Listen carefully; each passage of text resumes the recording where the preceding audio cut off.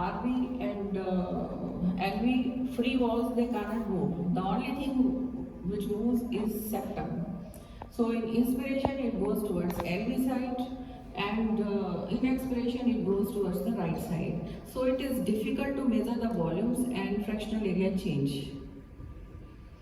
RV dysfunction is present in about 12 to 57% of cases. RV has a thinner wall, larger epicardial surface area in contact with the diseased pericardial sac. So RV is more affected. So this is a study of Cleveland study of 40 cases of CP. Where the CP group had a fractional area change, which was 12% lower, TAPSE which was 57% lower, and S prime that was 30% lower, and right ventricular index of myocardial performance that was 35% greater. So the CP group had significantly lower RV strain as compared to the normal, but the two groups had similar left ventricular strain. What are the mechanisms how the RV dysfunction occurs? There can be perimyocarditis, there can be compression atrophy of RV, and extension of pericardial fibrosis into the myocardium. Just passive teethering also can occur. Myocardial ischemia due to capillary rarefaction or coronary compression or due to raised RVDP. So there are three situations or three stages in this CP. First is where both the ventricles are normal, that is stage 1. And stage 2 is RV dysfunction occurs with normal LV dysfunction, and in stage 3 both ventricles have dysfunction, and there is this was the third stage, and fourth is a case where LV is sometimes earlier involved than the RV. So longitudinal strain which defines the ventricular dysfunction, in LV global longitudinal strain below -16% is abnormal, and in RV it is below -20% is abnormal. So this is the first case, 31-year-old female with CP. You can see LV global longitudinal strain is 19.8%, and there is no strain inversus. Yes. And this was the TAPSE 9 borderline RV dysfunction, and TAPSE 18, so nearly normal RV function with the fractional area change of about 38%. So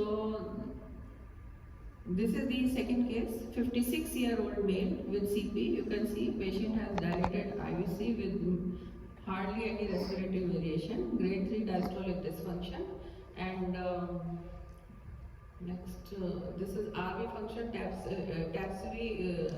is S prime is 9 centimeter per second. That means fairly close to normal function of RV.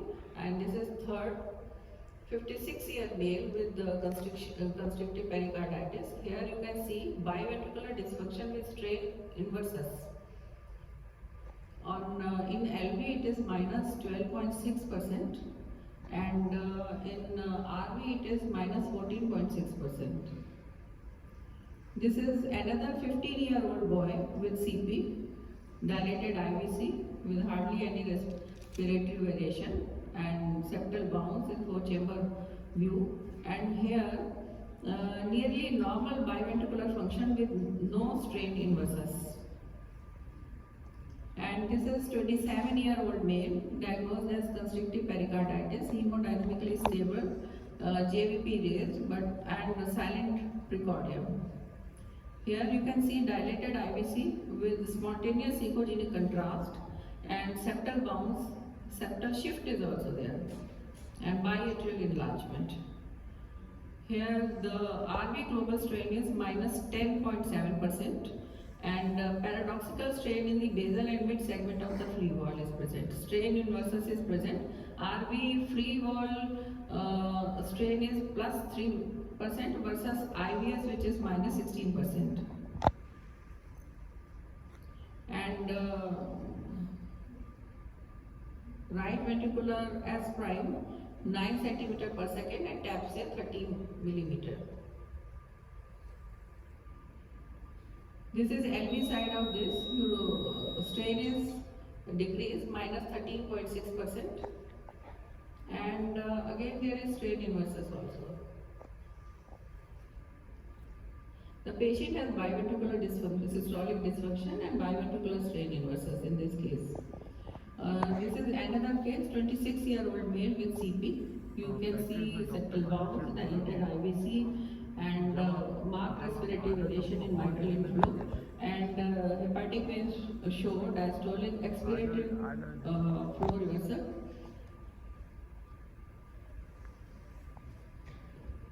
So here, patient has biventricular dysfunction with no strain inversus.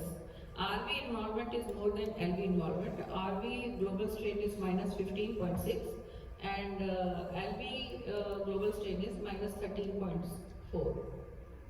This is another case, 38-year-old male with CP. LV global strain is minus 14.9 and RV global strain is minus 14.7. Both are involved. So this is 46-year-old female with CP. You can see there is biventricular dysfunction with strain inversus. In LV it is minus 14.3%, RV has minus 17.8%. So in a nutshell, in post-inflammatory CP, which is common in this country, dominant RV systolic dysfunction or biventricular dysfunction is frequent. RV systolic dysfunction is more than 80% and biventricular dysfunction is more than 50% cases. Ventricular dysfunction affects long-term prognosis and significant number of patients after pericardiectomy have constriction, restriction and residual heart failure. Thank you. Thank you. We routinely don't evaluate RV dysfunction. Yes, routinely, but it is more important. But it is more important. And there is one thing, this is out of the presentation, what I am going to say. We have a lot of confusion in tamponade, seroeffusive constrictive pericarditis and constrictive pericarditis. They all have certain features similar. Like, but to differentiate, there are things. In the constrictive pericarditis, you have late diastolic equalization of pressure in all chambers, and in tamponade you have holodiastolic equalization of pressure in all the chambers.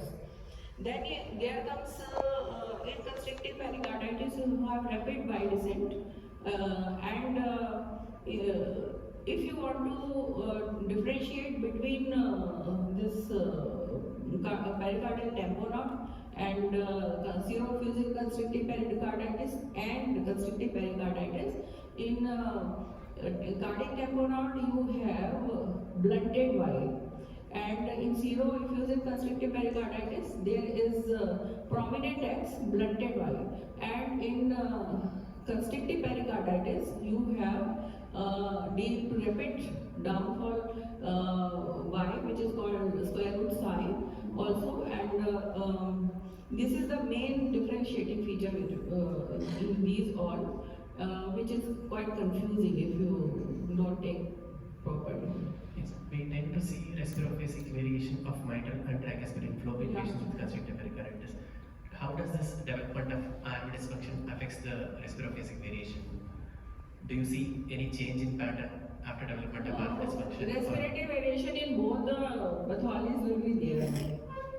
So on that basis, you can't differentiate between them. Not for differentiating between constriction or tamponade. In patients with constrictive pericarditis, does this development of RV dysfunction change the respiratory variation? Variation is more. Okay. Any questions from the audience or comments? Nothing. Thank you. Thank you for the exciting case. May I request Dr. Vinayaka